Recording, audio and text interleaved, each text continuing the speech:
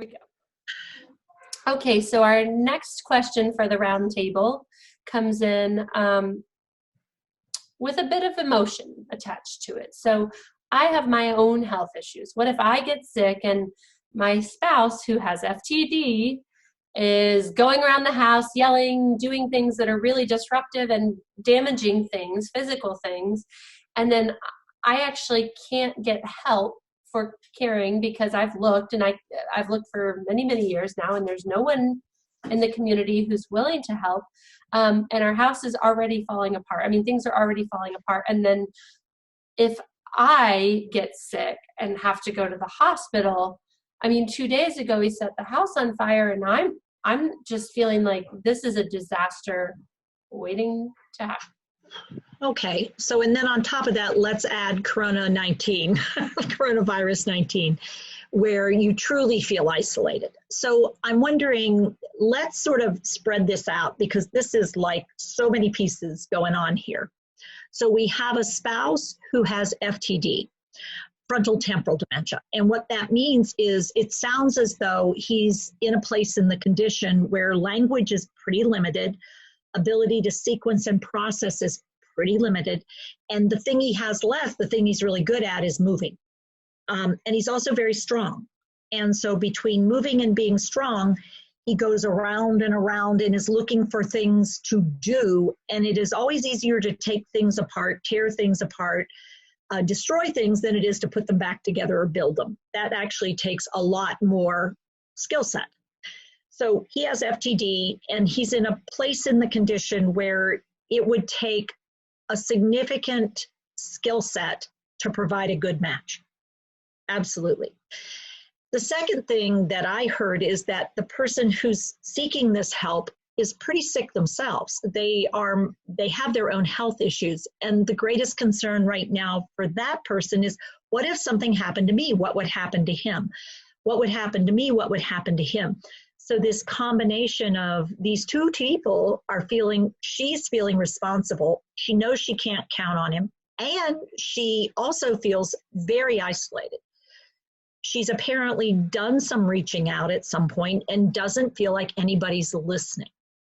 So now is probably one of the hardest times to try to get a third party involved with this guy, because there is such fear just associated with the coronavirus, that on top of that, somebody who's moving around and strong and not able to listen and not able to follow information and follow directions is probably not going to be one of the first people that a group is going to want to pick up or a volunteer is going to want to work with. And then on top of that, we have an environment that's coming apart. And he is to a place where he can still do some risky things, apparently skilled enough to set the house on fire, and neither one of them were skilled enough to get it out. So in fact, the environment they're living in is, I would say, risky to dangerous. So the environment in and of itself is in a danger situation. And she's worried about her health and what would happen to him. And she doesn't have a lot of support out there, but the house in and of itself is problematic. And then I'm wondering how much energy she has to get through a day. Because my best guess is she's worn out, she's worn down. And although she hasn't said anything, I'm concerned about her well-being mentally. Is she basically sending up a last desperate plea that basically, if I were to die, what would happen to him? If I were to be totally unavailable, what would happen for him? And doesn't really see any options. Does that sound like I've taken apart the puzzle and sort of laid it out there? I think so. Those are the pieces I'm hearing. Does anyone else hear any other concerns or pieces for us to be aware of? I guess for me, I would be curious about a couple of things. One would be the age of these people, because that leads to the type of support that you can tap into. And then the other thing, maybe a little bit more about their finances, their financial situation. I mean, they may have money, they may just be too tired to fix. Yeah. Overwhelmed. It may not be a financial thing, it's just that they don't know how to get what they need. She's worn out, yeah. Yeah. So I wonder about the possibility of her saying, I've looked, there is nothing. So I raise my hand and say, how about adult protective services? I actually am feeling that vulnerable. I think our situation is that vulnerable. I don't feel safe. I don't think he's safe. Here's the evidence from 2 days ago. If someone had not stopped by, our house would have burned up. So it sounds as though it's really transitioned from a risky situation to almost a dangerous situation. And on top of that, we have this coronavirus phenomena. Yeah, that's what I was going to say. It feels like it's shifted to dangerous when you're now isolated and stuck inside in the house and you can't leave. Yeah. And so it appears as though this really is something that's going to be beyond sort of a easy fix. This is going to require some really skilled intervention because none of these pieces are going to be easy to mend at this point. There's been a long period of time where it's not happening. The quick answer to the question is if you were to end up in the hospital and you were unconscious when it happened, or you became unconscious, people wouldn't know what they were walking into.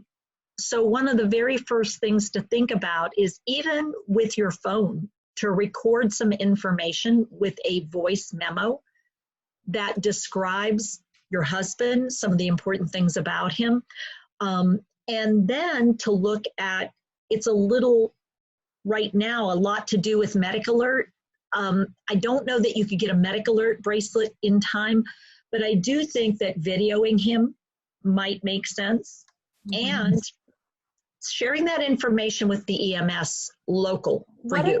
What about putting something visual on the door outside of the house so that, good idea, just in case you're not there, you know, sort of, please be aware there's someone living with frontotemporal dementia, maybe listing a couple of the ways to engage rather than don't list the things to be wary of, although you could put that, but what are some ways that you recommend engaging to not distress him? Because if you come in knocking on the door, he does respond to this. He's very strong. Be aware, you know, sort of some ideas. But that's why I'm saying share ahead go ahead and get up with EMS and let them know what the situation is.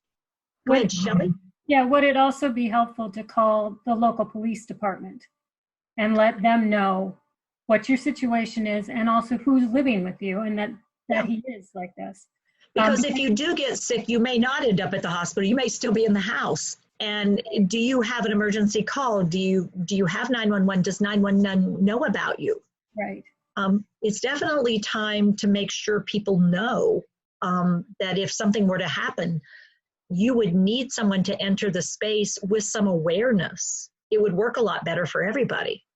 Yeah, it might be worth asking if there's a crisis intervention team in the police department, or if they have like Project Lifesaver or something else that lets them put people in a database for safety.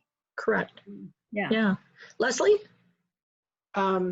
It might be a good time to reach out just to a neighbor to say, I'm not looking for something from you other than periodic contact. If you don't hear from me, you know, alert the authorities. Yeah. You need to be concerned. I may be too ill, or my husband, I mean, we don't know what state he's in. He may not be in a place to even understand what's happened. Yeah. I mean, I've known people to be very sick and passed out on the floor, and somebody with dementia literally walks around them.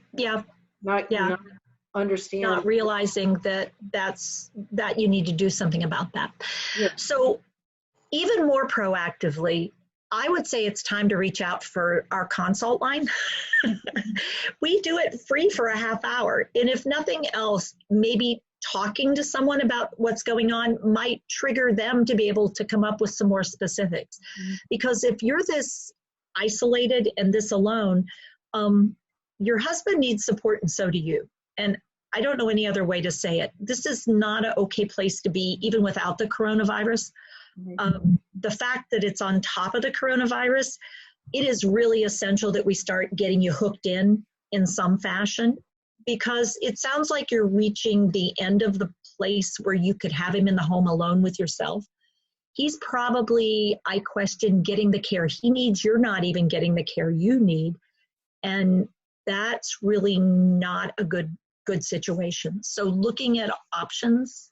And so feel free to get up with our consult line. It's consult@tpasnow.com, because don't try to keep going alone. We're here, and we're at least willing and able to possibly problem solve with you. Yeah, so that link will be at the end of this video. We'll make sure you have access to it. Please, please, please don't stop giving us good information, good questions. This is really interesting for us to be able to help problem solve. But we do it best when we have real scenarios. So keep bringing us your questions. We'll keep roundtabling it up. And we'll try to offer a few new ones every day since we have a little time on our hands. So thanks, everybody. Thanks for joining us at the roundtable. See y'all next time. Thanks, everybody.